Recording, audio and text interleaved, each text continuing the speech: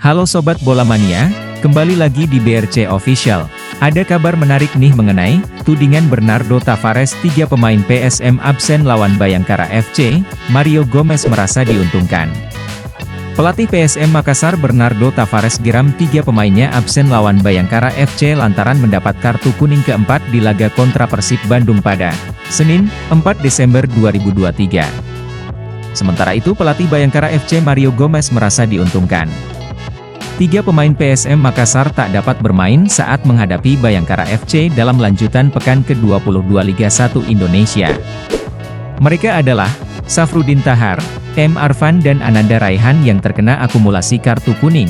Melihat hal itu, Bayangkara FC ingin manfaatkan keuntungan tersebut jelang laga menghadapi PSM Makassar.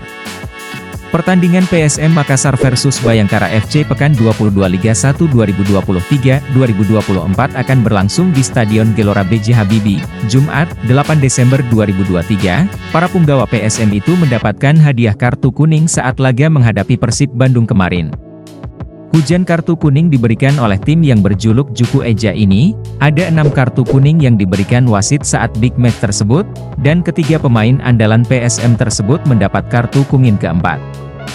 Bayangkara FC sudah melakukan sesi latihan perdana jelang lawan PSM Makassar hari ini, di Bosowa Sports Center, Kota Makassar, Selasa, 5 Desember 2023. Bahkan, Bayangkara FC membawa mega bintangnya Raja Nainggolan dalam menjajal area latihan dari PSM Makassar. Pelatih Bayangkara FC Mario Gomez mengatakan, melihat ketiga pemain tersebut tak bisa bermain, belum dapat digambarkan secara jelas. Tentu saja, mungkin iya dan mungkin juga tidak, kita belum tahu itu, katanya setelah sesi latihan. Adapun kata Gomez, pemain yang akan diturunkan Bayangkara FC saat menghadapi PSM Makassar juga belum diatur sedemikian rupa. Kami akan bermain dengan 11 pemain inti yang sama dari pertandingan terakhir atau bisa saja merubahnya, kami belum tahu, ujarnya.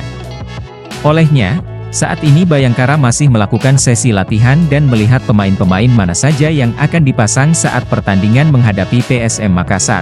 Jadi kami belum tahu siapa yang akan masuk ke 11 pemain inti, mungkin kami akan ganti beberapa pemain, mungkin juga tidak, jelasnya.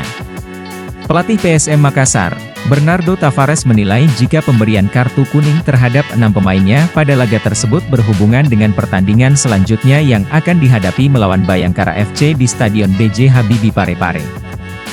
Apakah karena kita akan melawan Bayangkara sehingga banyak pemain kita diberikan kartu kuning agar tidak main ke depannya?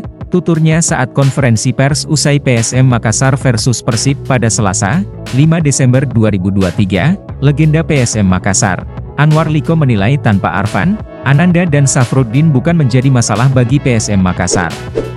Menurutnya, ini menjadi kesempatan bagi Bernardo Tavares bereksperimen dalam taktik. PSM Makassar itu sangat situasional dalam hal bagaimana penempatan pemain, katanya. Selasa, 5 Desember 2023, dia menuturkan, Rashid Bakri bisa diberi kesempatan lagi dalam mengawal lapangan tengah menggantikan M. Arfan. Pemain dijuluki Sang Pangeran ini memiliki segudang pengalaman. Rashid bisa berduet dengan Akbar Tanjung nantinya. Opsi lainnya, mendorong Dava Salman yang notabenenya berposisi bek sebagai gelandang. Apalagi, pemain berusia 21 tahun ini sudah sering dimainkan di lapangan tengah beberapa kali. Posisi ditinggalkan Dava diisi oleh Yance Sayuri. Lalu Ricky Pratama bisa diplot sebagai pelapis Ananda Raihan. Ricky telah berulang kali dipasang untuk menjadi gelandang bertahan.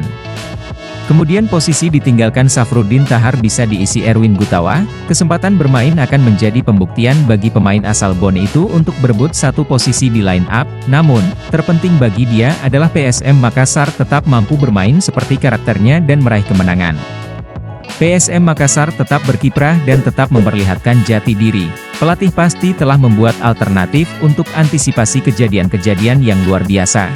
Terang pelatih yang bawa PSM Makassar juara era Perserikatan musim 1991 hingga 1992 ini. Nah itu dia Sobat Bola Mania untuk update kabar kali ini. Bagaimana pendapat kalian Sobat? Tulis pendapat kalian di kolom komentar ya Sobat dan jangan lupa untuk like, comment, and subscribe.